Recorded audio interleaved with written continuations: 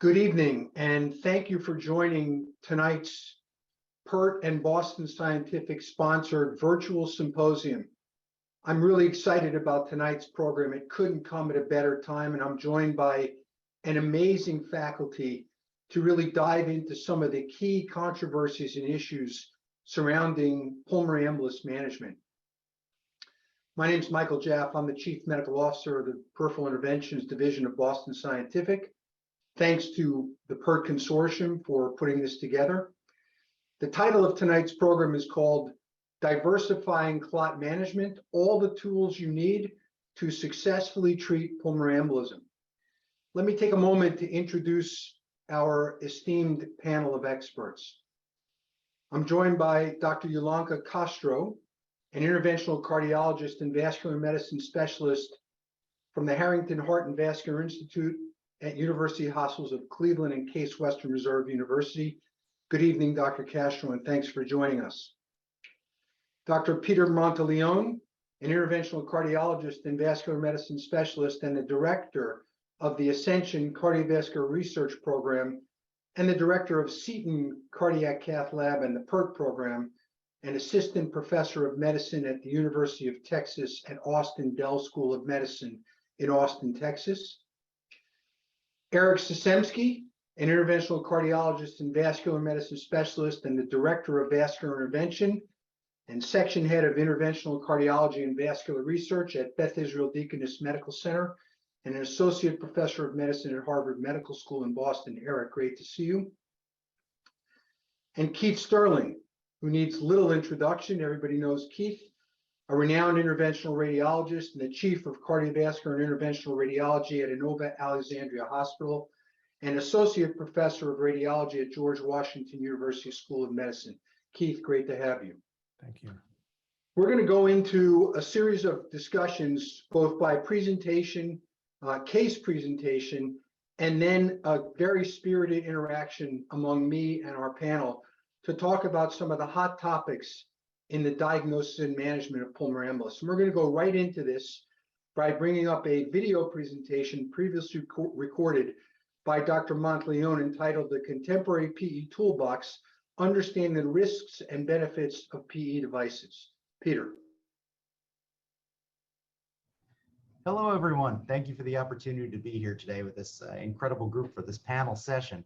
My name is Peter Monteleone. I'm an interventional cardiologist in Austin, Texas. And today we're going to be talking about the toolbox for procedures and therapies in pulmonary embolism, and also doing some comparisons about risks and benefits of these devices. And these are my disclosures. So there's truly limited evidence guiding the limited guidelines that exist for venous thromboembolism therapy. As you can see, lots of C through E evidence driving a lot of what we do. And as a result, there's a lot of variation in practice. So this is just within our system here, within Ascension Healthcare nationally. If you look at the different hospital systems in different states of our largest doing PE, you'll see that it's broken down into almost a third of places will only do one therapy or another. One third does a catheter-directed thrombolysis only, one third almost does thrombectomy only, and then a third in the middle does a combination, oftentimes with a little more CDT than NT. But really huge, remarkable variation. And so let's talk about the toolbox. Let's talk about all the options that exist. Let's talk about benefits of certain devices, and then we'll compare some risks. So when you talk about the toolkit for pulmonary embolism therapy, you really have to stress the fact that anticoagulation is the foundation of that care. So we know, and there's a class 1 guideline for it, that you want patients, if you can, safely get them onto a NOAC, onto an oral novel anticoagulant in treatment for their PE. We also know that if we're going to be treating parentally, it's best to get them on low molecular weight heparin or fondaparinux as opposed to just a heparin drip.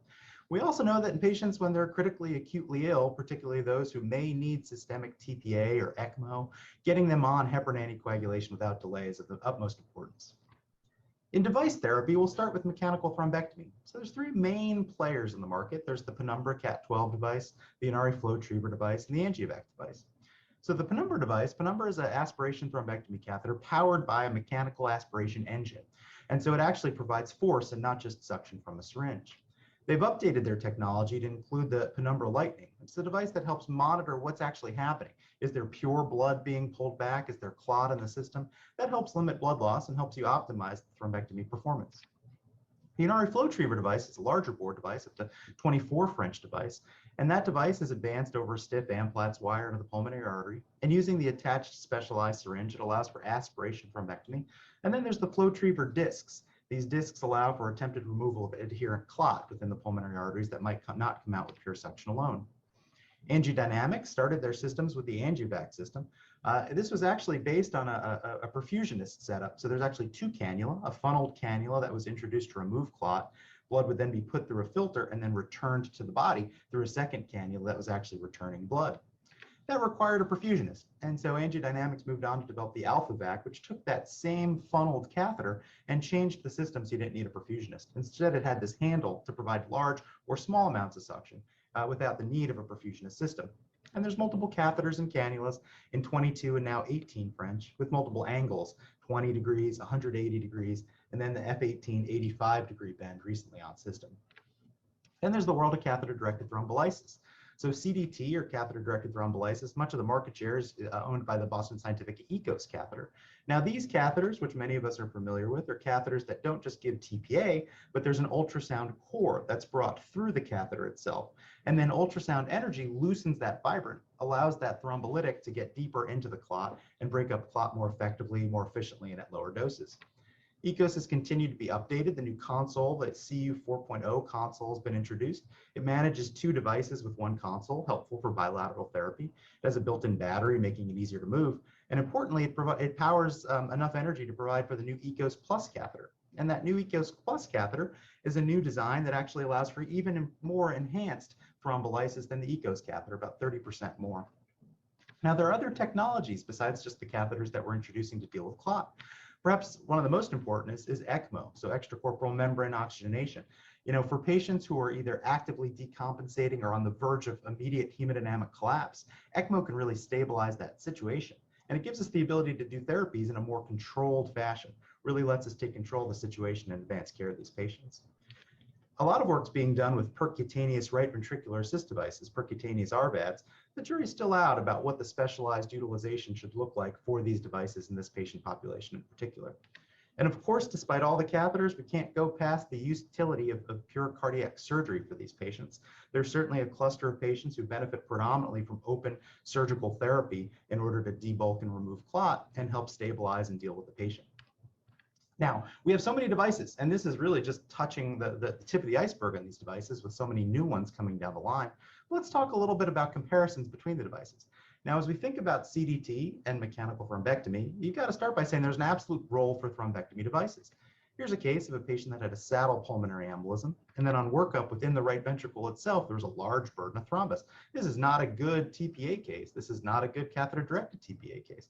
This is a situation where we have not seen the end of the situation clinically yet. That clot can continue to embolize, and it's best to extract that clot. We did that in this case with the AngioVac device. So we took out that large clot inside the right ventricle with AngioVac to a nice result. Here's another atypical case. This is a patient with tricuspid valve endocarditis, as you can see on that tricuspid valve. Actually had AngioVac performed by the CT surgical team for the valve endocarditis itself. And then 48 hours after AngioVac, they became acutely hypoxic and had respiratory decompensation. Again, not a great case for TPA, a great case to thrombectomize and remove what's in the lung artery. And we did that here. And as you can see, what we took out did not look like clot. You know, it looked like the actual mass that had been on that valve. And we sent it off for pathology, and sure enough, it was kind of a combination of fibrin and thrombus with gram-positive staph. So again, a nice demonstration about how some of these atypical cases really benefit from thrombectomy. So in short, we got to think not just about the devices, we got to think about the risks versus the benefits of the different devices, particularly of that two categories, mechanical thrombectomy and catheter-directed thrombolysis. The short version is thrombectomy has some pros. You get an immediate effect. You don't give any TPA. You can definitely deal with thrombus in transit. But there's definite cons as well. These are big sheets for these procedures. Procedures are a little more complicated. They require steps going specifically after clot. With a lot of the devices, because they're so big, they're limited to femoral only. And we don't really know about distal tissue perfusion with thrombectomy itself. Ultrasound-assisted catheter-directed thrombolysis with the ECOS catheter has a lot of pros as well. It's easy. These are efficient procedures. They're small sheets. We know, and we'll be talking about some of the data today about the ability to get distal tissue perfusion. You've got different options for access, including going from the jugular. You do require small doses of TPA, and that therapy actually requires an infusion time as you go. Now, it's got to be stressed. One of the big questions that comes out is about comparative bleeding risk between the two technologies. And we should say this 100 times. If you're comparing mechanical thrombectomy to EKOS, you should not be comparing mechanical thrombectomy to 100 milligrams of systemic TPA. Those are not the same things. This is not a comparison of mechanical thrombectomy with 30 or 40 or 50 milligrams of TPA in 2022, because we simply don't give that much TPA with EKOS anymore. The Optimize trial will be discussed today. We learned from Optimize we can use really low doses, 4 or 6 milligrams of TPA over 6 hours.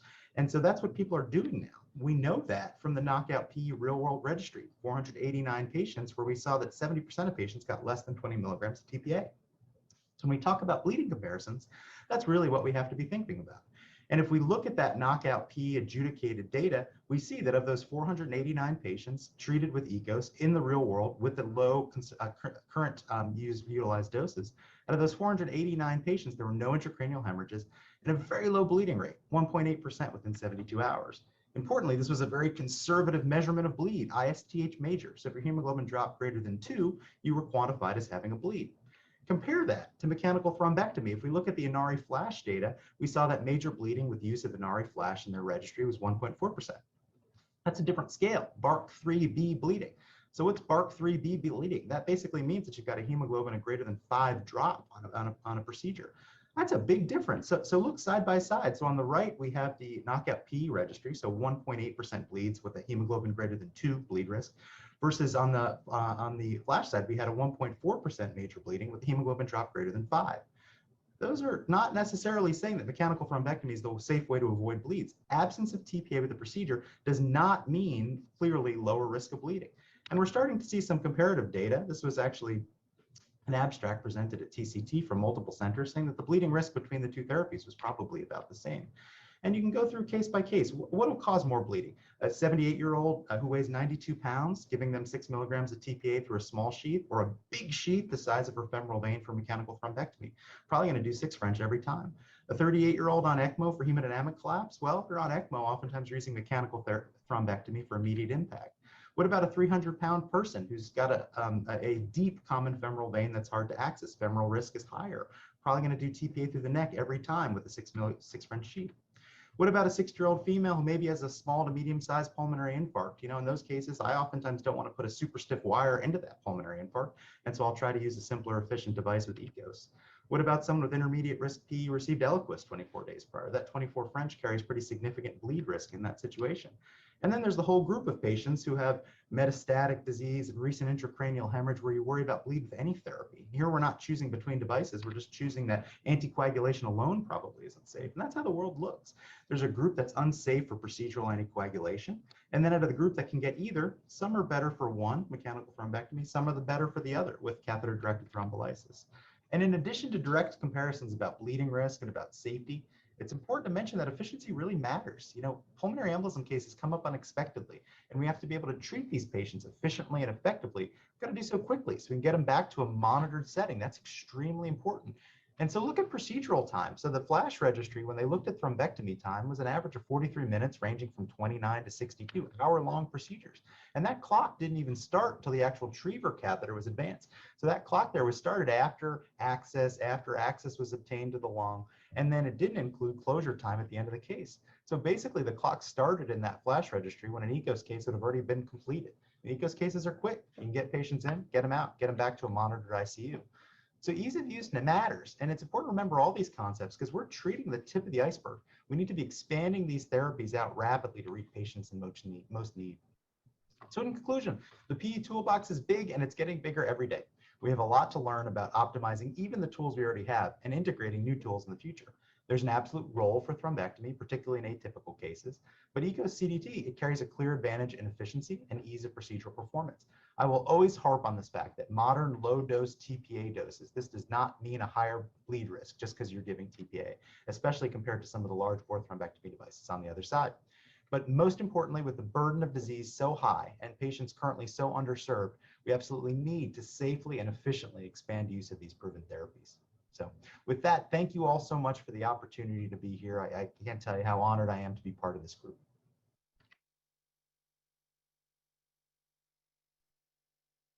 Great presentation, Peter. Appreciate that. Eric, let's go to you. you've got a great case example of how you approach the treatment of a proximal PE in a high-risk patient. I wonder if you could walk us through that. Great. Thank you, Michael. I hope everyone can see my screen and hear me clearly. So I'm going to present a proximal clot case. And the whole point of this webinar is to discuss the multiple devices that we now have to treat pulmonary embolism. So I think that was an incredible talk by my close friend, Peter. And I think I'll give a different perspective on a particularly high-risk patient. And hopefully we'll have some time to delve into this during our discussion at the end of the webinar. These are my disclosures.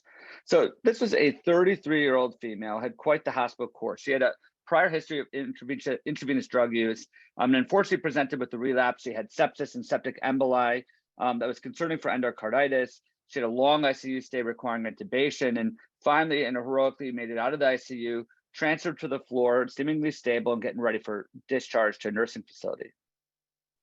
Unfortunately, the morning after transfer, she was found unconscious in her bed in PEA arrest. CPR was initiated. There was return of spontaneous circulation. She was intubated. And because PE was high in the differential, she received 50 milligrams of IV TPA. Unfortunately, even after this, she remained persistently hypoxic with an oxygen stat of 70% on max ventilatory support. And we were considering ECMO at this time. She was able to get stably to the scanner during this time. And you can see a couple of important findings. First, that nice dilated right ventricle compared to left ventricle, consistent with RV strain, and really making the likelihood of obstructive shock due to a proximal pulmonary emboli high in the differential. You can see on the left that really she had some underlying lung disease, atelectasis, and some collapse of her lungs. So she was really living primarily off her right lung at this moment due to all that injury from her admission.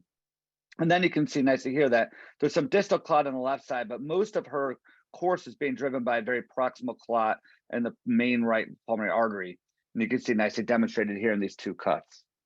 So what we've kind of moved to doing in our system is to trying to really maximize what we can do in the cath lab to support these patients. You know, a couple considerations always come to mind is how do we manage patients who are now maximized on the ventilator parameters, but nonetheless have really persistent hypoxemia? How do we manage patients who receive TPA now, which makes things like surgery and even traditional VA ECMO challenging?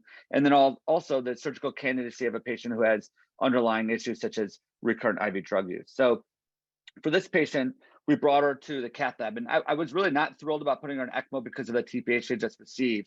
But what I did safely on her ultrasound was just put a placement sheath in her right common femoral artery so that if she decompensated any further, we can quickly put her on the circuit. We cannulate all our own ECMOs in the cath lab. So we have a cart ready to go, and all our staff is trained to do perfusionist capabilities if hooked up on the circuit. We then, in these situations, when intubated, tend to like to go in through an IJ support or IJ access site. And this can be sometimes challenging if we're going to use a mechanical thrombectomy device, especially one of the larger bore devices. But it does allow for other devices to be introduced through the same access site, which I'll show you in a minute. And that in particular is right ventricular assist devices. So we were able to quickly get a thrombectomy catheter into the right PA. And to Peter's comment, you know, there are times where this does take a fair amount of effort. In this situation, we're able to move pretty quickly, and we've gotten much better about the time from access to delivery of the catheter to the site of the obstruction. And here you can see the Inari catheter, 24 French at the site of the PE, and we were able to aspirate a good amount of clot with a somewhat recovery in her oxygenation and improvement in her mean pulmonary artery pressure. But even despite this, she had some reperfusion injury, and this is our pulmonary angiogram showing nicely that we've relieved that right pulmonary artery of all that thrombus. But despite this, you know, but she was still, you know, still reasonably hypoxic on maximal supports. We're really concerned that she didn't have anywhere to go if she did progress. We also typically do hemodynamics. We also get an echocardiogram in the cath lab to help guide our decision making. And here we felt that once we've really relieved the obstruction from the clot, but are dealt now with a sick RV and also with persistent hypoxemia, that we've had a good run of cases where we've been able to put in right ventricular assist devices to offload the RV, but also splice in an oxygenator. So almost similar to traditional VV ECMO through a single cannula. So what we've been primarily using is the Protect Duo catheter. So you can see here, this is now going through the same access site. It's just a little bit larger than the Inari catheter. It sits in the RV, a little bit more stable than some of the other right ventricular support devices. And the cannula here sits in the main PA. So it's allowed to deliver blood, bypassing the right ventricle, but also oxygenated blood into the pulmonary arteries. And again, this is, if you've not used this, there's several different cannula sizes, 29 French being the most similar. And so once we've already had, typically we use a 24, 26 French sheath for our thrombectomy, we already have a nice access site to be able to advance this catheter into the main PA. And you can get some fairly good RV support, but also really importantly, in this case, you can splice in an oxygenator for patients who are suffering like this one. So we noticed that the patient really made a rapid improvement over the subsequent 2 days. And the nice thing about this is you could actually extubate patients with this in place because it's so stable. We've done this several times now. And so patients could be up in bed with the device in place. We were able to actually decannulate her and extubate her on the same time. She had full neurologic recovery, was able to go back to the floor, and actually remarkably was discharged 7 days after the procedure. So, I think that we're seeing some shifting paradigm for a high-risk PE where surgical or full dose thrombolytics are always reasonable options. But in many cases, if we have patients who might have a little bit more time for decision making, that we try to hold off on the TPA and allow for some other considerations for therapies that can help stabilize the patient and then give them options for maybe less aggressive or risky procedures. And so here in this case, we typically take these stable patients to the cath lab. We could actually do a PA-gram if our suspicion for PE is high enough, but they're not able to get to the CT scanner. Again, we're able to cannulate for ECMO. And then we typically move forward with mechanical thrombectomy devices. I think that CDT is a very important device for many situations. This is one where we really try to avoid TPA, and also we really want to debulk as quickly as possible. So I think that this is not one we tend to favor mechanical thrombectomy. But again, there's many different options here, and I think it's just nice to have a system in place to be able to consider each one for each individual patient. So thank you everyone for taking the evening to spend with us. I'll be talking a little bit more about mechanical thrombectomy devices later in this session, and I appreciate the opportunity to speak to you all. Thank you, Eric. That was a great case, really challenging. And on top of the complexities of the patient already having received 50 milligrams of TPA, it certainly makes the case not for the faint of heart. So let's get right into some discussions. I'm gonna, since you mentioned the jugular approach, I'm gonna go right for the jugular. And I'm gonna start first on one of the big elephants in the room, and that is, how does a physician decide between anticoagulation alone versus advanced therapies? And I'm not even talking about what advanced therapy, just that category. Anticoagulation, is that enough? Advanced therapies. Dr. Castro, let's start with you. At Harrington Heart in beautiful Cleveland, how does that work? How do you guys decide?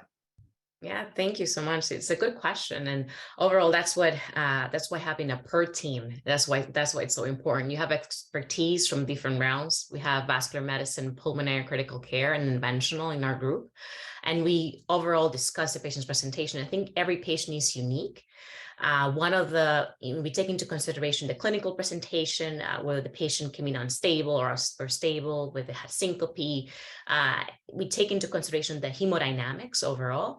In addition to, once we've assessed exactly the presentation and the clinical picture, we also look at the biomarkers. We calculate the risk scores, and many risk scores like PESI score, BOVA score, in order to estimate where in the spectrum this patient lies. Is it a stable high-risk patient? Is it a stable intermediate risk patient? And then in addition to that, we also take a look at the images. We take a look at the artery scan, discover the clot burden, how the RV is tolerating the clot burden as well. And once we take into that consideration, then we can determine whether a patient actually will benefit from intervention or just anticoagulation alone. And there's many tools, and there's many aspects that we take into consideration, whether the patient can be anticoagulated or not. Sometimes we often see patients that were after surgery, after neurosurgery, that cannot be anticoagulated, and they definitely would benefit from intervention in order to be able to be stable overall. So it's a lot of clinical acumen overall, I consider, in order for us to actually decide what each patient, and it's an individual decision for each patient. Great, thank you. Keith, you've been involved in this for quite some time. You are involved in the PERT Consortium in leadership. You're leading your PERT program in Innova. And as you just heard from Dr. Castro, there's a lot that goes into the pot to decide what to do. So as you start to think about it, one of the great things about a PERT program is you get lots of different opinions in real time. One of the tough things about a PERT program is you get lots of different opinions in real time. How do you work that out in your center? Sure, great question, and thanks for this program. So I think that when we first started, we wanted to be very inclusive. And so we had, I want to say, it felt like 12 specialties sitting in a conference room. And then, you know, physicians are all very busy, services are busy. And if we're honest with ourselves, although maybe you want to have everybody involved, not everybody wants to be involved. And I think the PERT program, and we see this in one hospital system, may be very different than the PERT program in another hospital, and all of them can function. And so what we did is we really whittled it down to the people who are actually going to want to take care of the patients consistently, be available, and are going to lend something to the care of the patient. We have other people we'll pull in, but for example, hematology, they're not part of our PERT process at the upfront. They may be, say, at certain hospitals, but they're not in ours.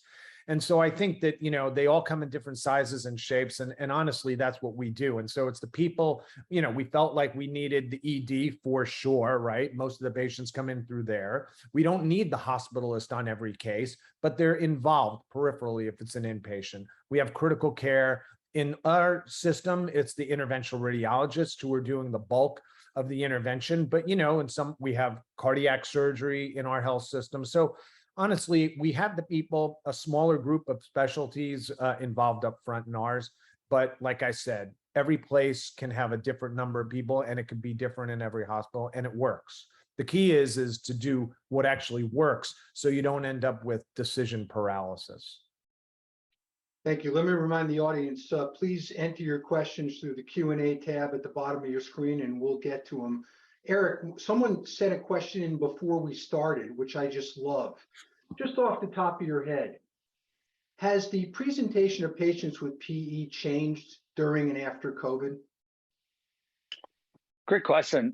I will say this, you know, I'm not sure the overall, you know, phenotype of the patients have changed, but we see so much clot these days. And I don't know always if it's PE awareness, you know, what PERT has been really working on for years now, and all the leadership across the country, but we see a lot of PE. We get called about nearly every PE in our hospital system.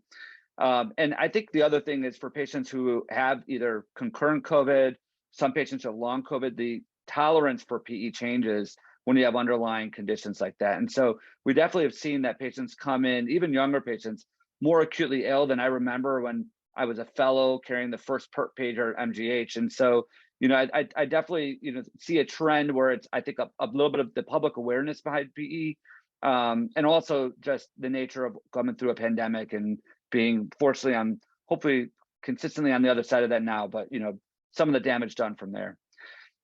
I just want to make just one more comment, just to jump on to Yolanda and Keith's comments also. You know, the two things, we have two rules on our PERT calls also that are really important. One is the person standing next to the patient at the end of the day is really one of the final decision makers. You know, we always have a group mentality, but if you don't see the patient, you haven't examined the patient, you haven't talked to the patient, it's really hard to get a great assessment of how sick or how, you know, symptomatic or what the wishes are of the patient.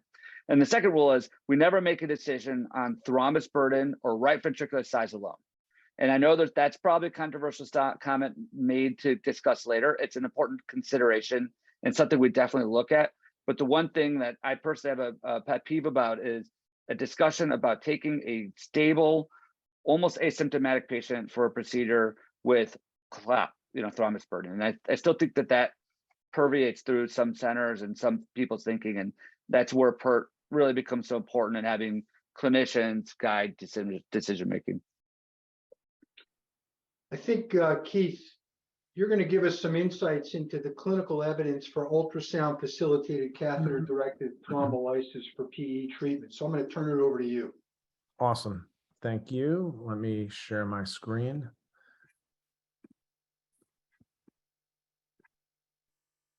Okay, give me a thumbs up if that's the right screen. Perfect. All right, perfect. Okay, so I am going to go through in as expeditious fashion as I can the data. And just to Eric's comment that he just made, I think where we were 10 years ago in who we decided to take to the cath lab or IR lab is very different than where we are now. And I think that a lot of the research that we've seen has helped us with that, hopefully with that decision-making process. So basically, if we look at the ECHOS PE trials, now it's really exciting that we have several to report on. And I'm going to run through these relatively quickly. It started with the European trial of Ultima, then in the United States with Seattle 2.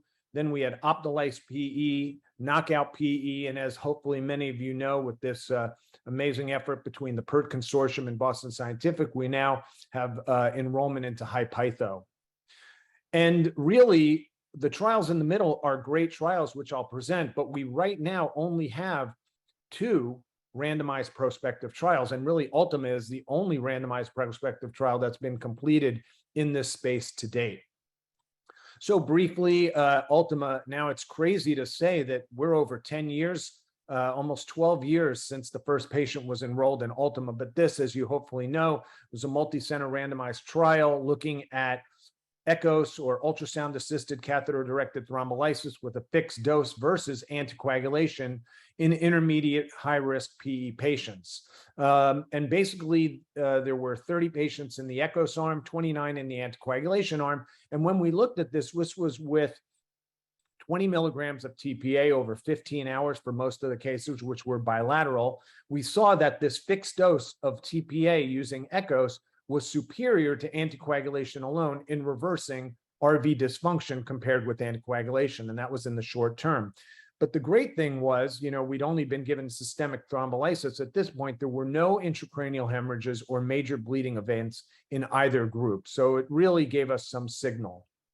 Next, in a very short period of time, which was just over 8 months in the United States, going from June 2012 to February 2013, we enrolled 150 patients into the Seattle 2 trial, which was a single-arm trial looking at a fixed dose of TPA using 24 milligrams, treating patients with acute massive or submassive pulmonary embolism. You can see the breakdown there on the right. About 80% were submassive. And these patients were treated basically with 24 milligrams of TPA over 12 hours. And what we saw here was a very similar decrease as they saw in the Ultima trial, which was a decrease of 27% in the RV to LV ratio in patients treated with ECHOS. There was a rapid reduction in pulmonary hypertension, the obstructive index, and again, no intracerebral or intracranial hemorrhages. Now, I'm going to address this later because this, I think, is on everybody's program when they want to say for or against catheter-directed thrombolysis. There was a major bleed rate of almost 10%. And we're going to talk about that a little bit. But remember, this trial was started over 10 years ago. And I think a lot has been learned since then. And again, the bulk of those were in patients who didn't even use ultrasound for vascular access, which I think we're definitely not there anymore. After these 2 trials, we said, well, can we do the same procedure with the ECHOS catheter using a lower dose of thrombolytic? And the Optilice PE trial was born from this, which was a prospective multi-center randomized control trial looking at 4 different dosing regimens. Patients got between 1 and 2 milligrams of TPA between 2 and 6 hours. And you'll see the dose there broke down anywhere as low as 4 milligrams to no more than 24 milligrams. We had 101 patients, 17 sites. And here, not only were we now looking at the short-term outcomes, but we were now looking at outcomes both in quality of life, which again had not been reported on before in this space, and other parameters out to 1 year. And so here's the data. It didn't matter what dose of TPA we get. In all of the 4 cohorts, there was a statistically significant reduction in the RV to LV ratio, which mirrored Ultima and Seattle 2. And you'll see it was anywhere from 23 to 26%. There was a dose response in the amount of clot dissolution, and I'm going to show that to you in a minute. So the more TPA you gave, the greater the clot dissolution. However, this did not affect the reversal of RV dysfunction. In this trial, there were 4 major bleeds. And again, here was a novel trial. People weren't used to giving such low doses of TPA. And unfortunately, although we report on it, we did have protocol deviations where people gave extra TPA or did patients who probably shouldn't have been treated, but nonetheless, that was our major bleed rate. Here again, this is what it breaks down to. You'll see the RV to LV ratio reduction there on the left, and here the clot dissolution on the right.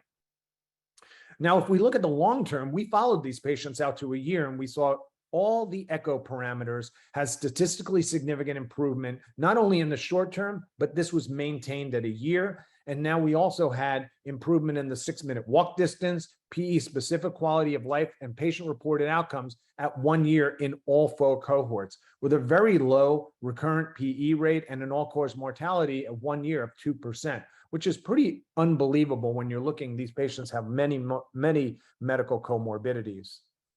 So then after that, now Optelyse was out in the public domain. We now conducted an international trial, 83 sites, North America and Europe, saying, well, what did people do with their dose and duration of TPA when using echoes for patients with intermediate high-risk patients?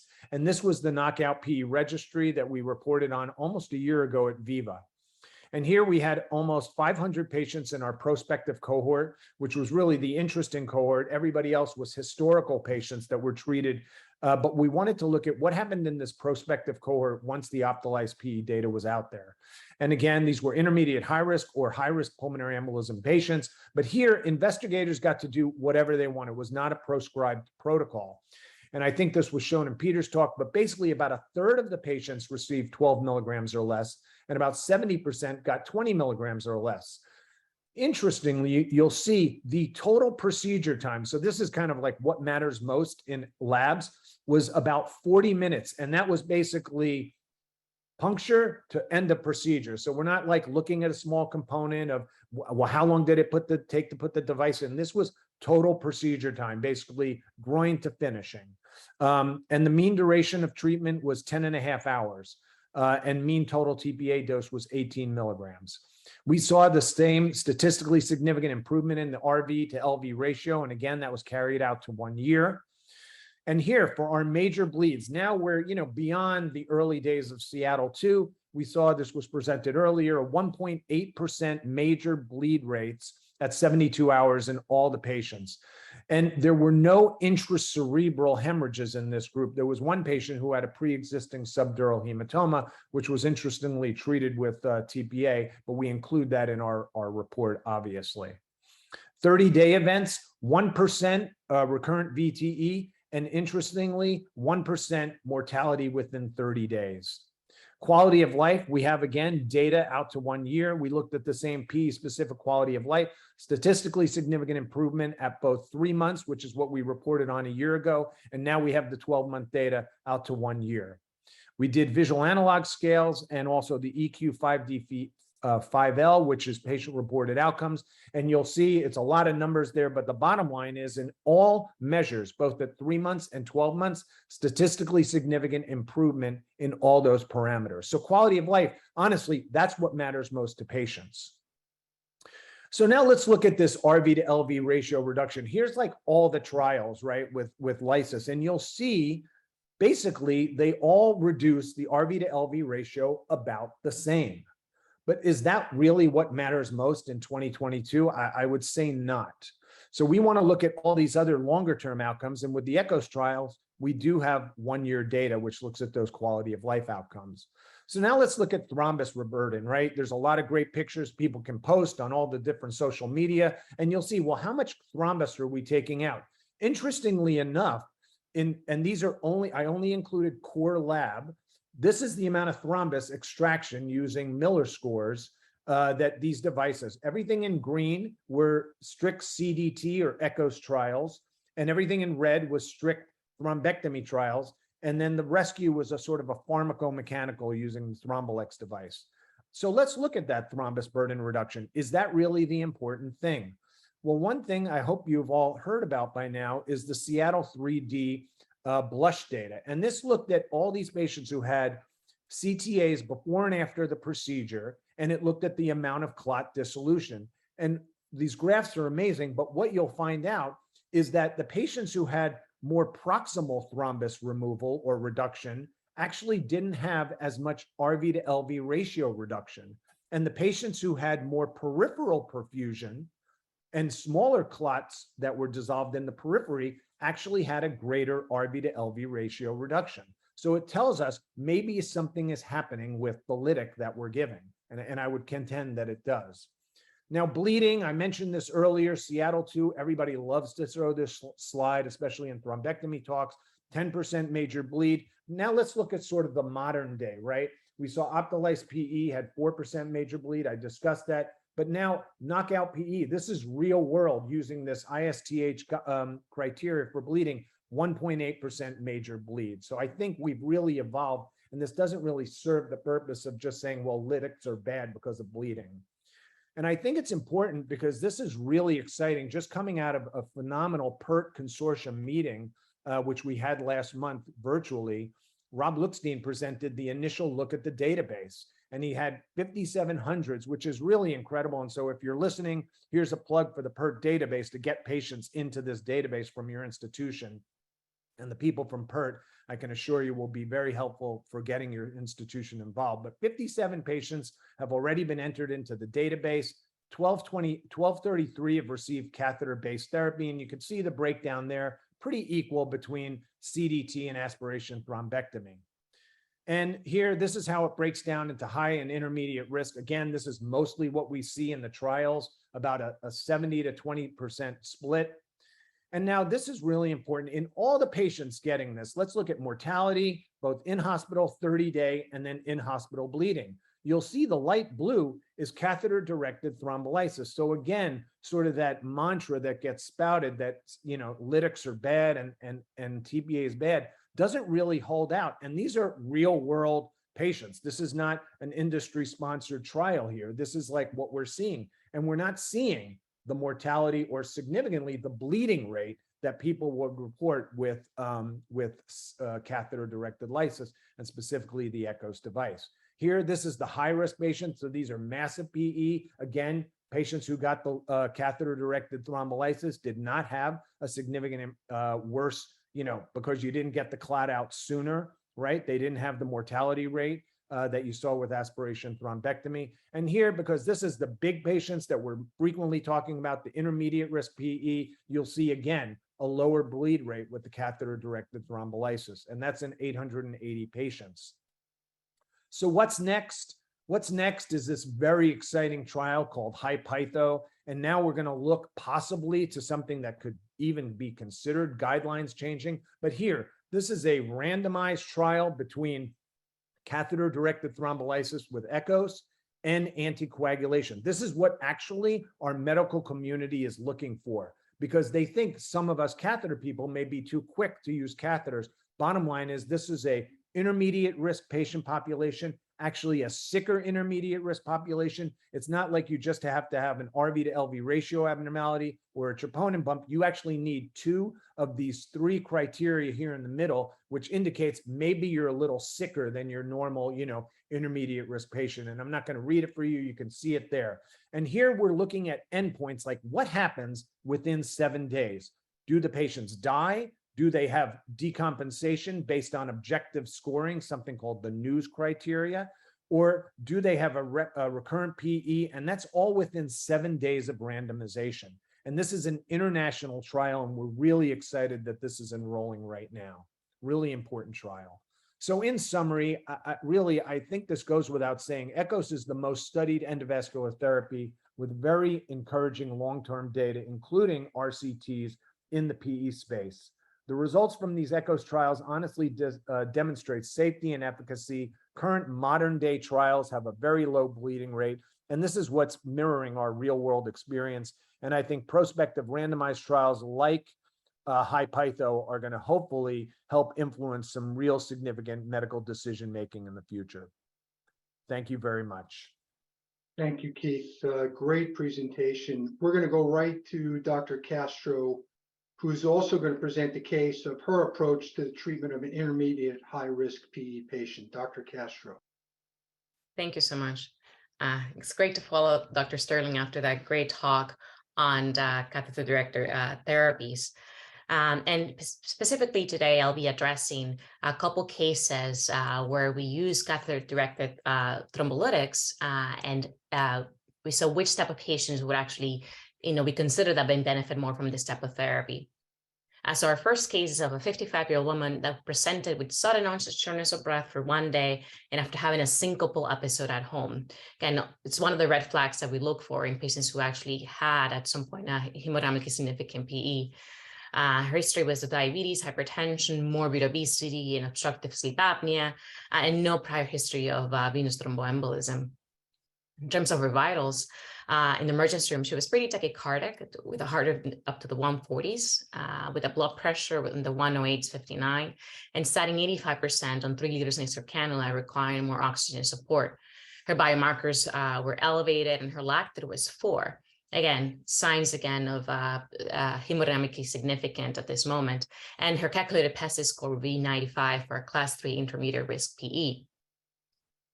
And this is her scan, again, showing the presence of bilateral PE, but in her case, more in the distal main pulmonary arteries in her case. And we can appreciate more of her RV dysfunction, RV enlargement, and her RV strain. And actually in the echocardiogram, we see a pretty enlarged RV with dysfunction. In her case, mainly due to her presentation of more distal presentation of clot, given her morbid obesity as well, we actually favor for catheter-directed lysis with an IJ approach, which facilitated things for her. Again, lower risk of bleeding from a groin access standpoint, and also more comfortable for the patient. And in this case, we placed bilateral ECOS catheters in both pulmonary arteries and proceeded with a TPA infusion for 6 hours at a 1 milligram per hour. And we actually saw a pretty good improvement within 24 hours. Next day, she was able to wean her oxygen to room air.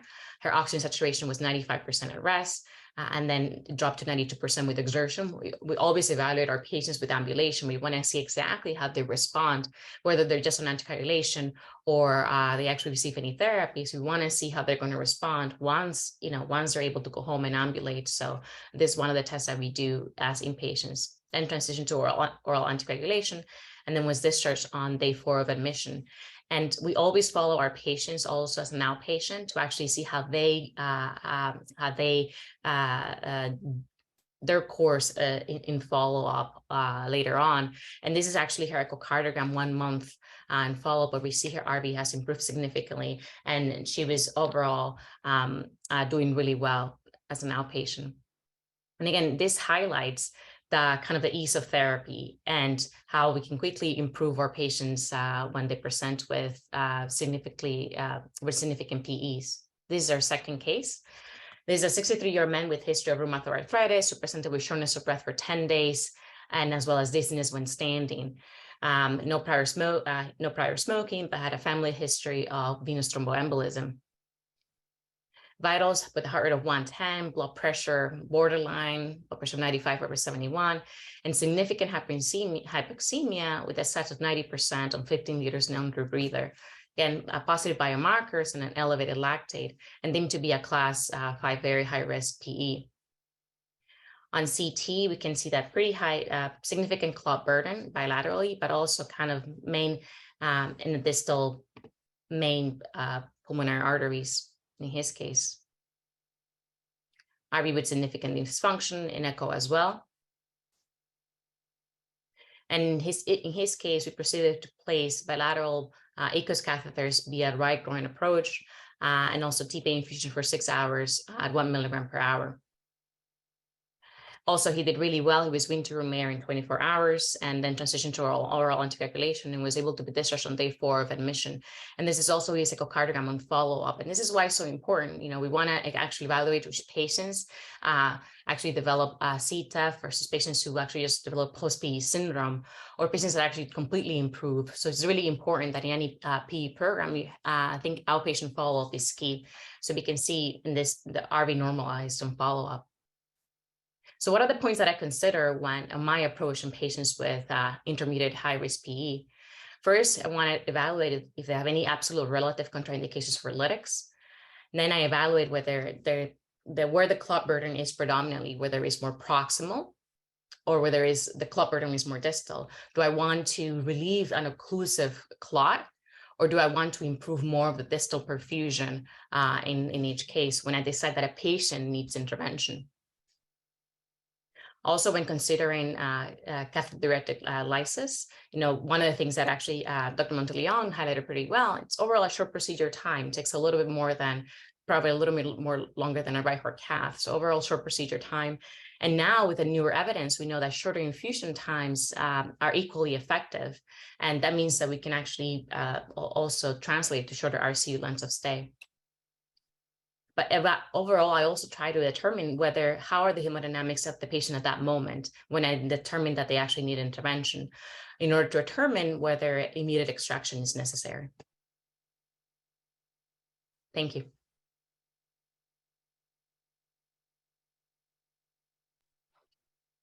It was a great presentation. Before we go to Eric, Keith, let me just ask you, there's a question in the chat. Someone asks, well, why would you use ECOS catheters when there are 2 retrospective series and 1 prospective RCT showing that a non-ultrasound based catheter is just as good as ECOS, but a lot less expensive? How do you answer that?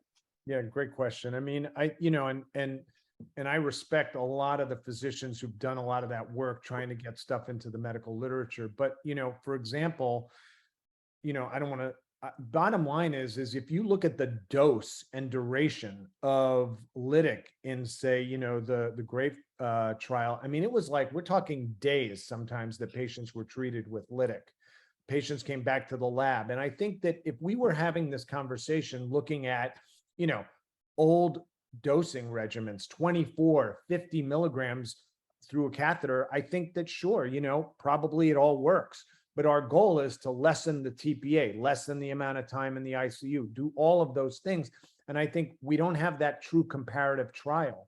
Also, honestly, in the other trial, the Sunset PE trial, that was conducted. It took 4 years to enroll. There were only a few sites. There was no independent core lab. And they actually used just clot burden on CTA as their follow-up. So it really doesn't look at the same clinical parameters that we're looking at. So the bottom line is I think we've, in summary, lowered the dose, shortened the duration, which is really what we're looking to do. And we don't have like that independent analysis, comparative trial, and I think that's why we don't have that data. So sure, you could say it if you're using higher doses, longer durations, but I don't think that's where we are right now. Great, thanks.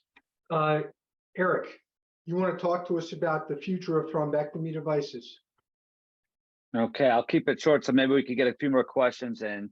The reason why this is called diversifying clot management is because I have a strong opinion that not one device fits all PE. And so I think the future of all of our cath labs are to be able to have several tools that could be selectively used in different situations depending on the clinical condition and factors related to the patient. And so I'm going to present to you in the next slide the Wolf catheter. And just to review by Dr. Peter Monteleone, who started this webinar off, we really have 3 thrombectomy devices, mechanical thrombectomy, that are currently available in the US.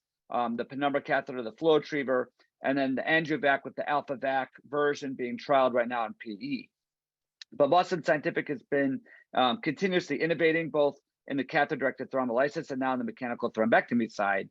And we know that the current iteration of these mechanical thrombectomy devices could be severalfold. First off, it can be challenging to deliver very large thrombectomy devices with large seats. We've all seen this in practice, all challenged with this in our own cases.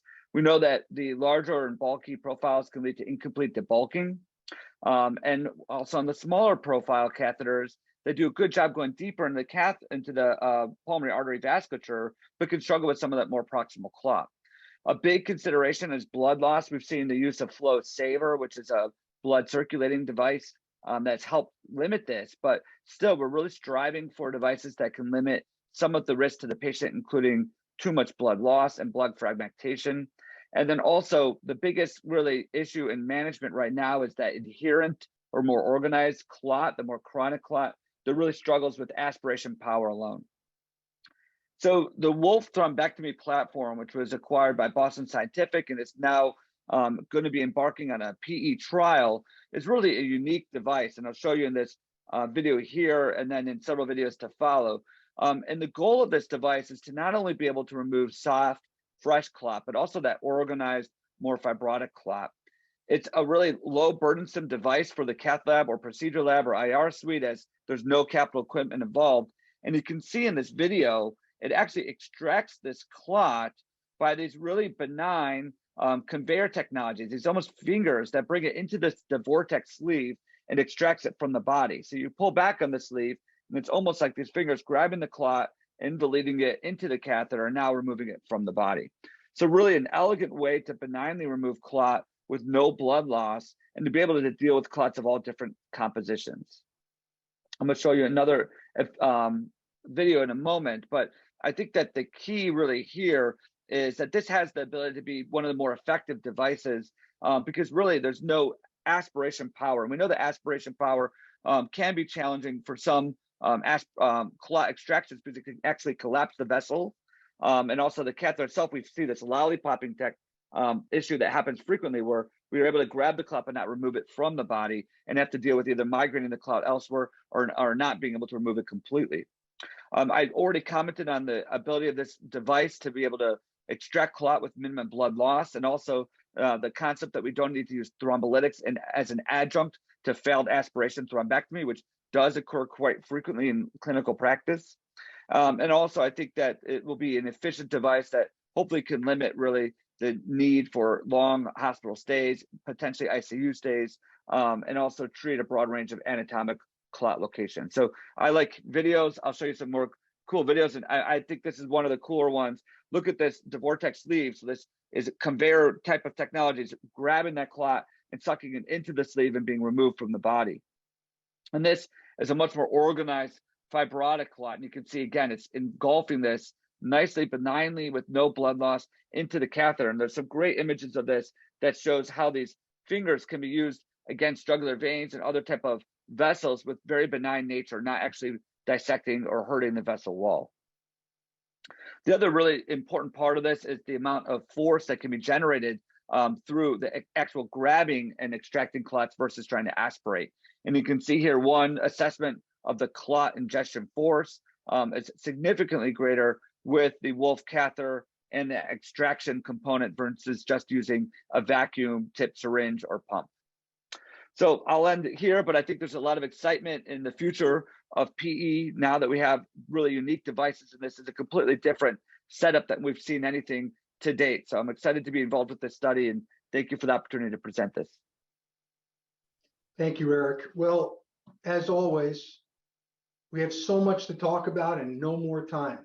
But I will say this, what we've heard tonight is there's not one approach for all patients with serious pulmonary embolus. And the ability to really use the team-based concept with your PERT to look at all the options, all the factors as Dr. Castro laid out, come to the right decision for that patient, for your health system at the moment, that's really going to turn into value. We all think that it's data that's going to drive ultimately the technologies and the therapies that are going to work, and we're committed to that at Boston Scientific. I want to thank this incredible panel. I'm going to twist your arms to come back so we can do this again and really get into some of the more controversies. Thanks to the PERT Consortium, and we will see you again soon. Thank you. Thank you. Bye, everyone.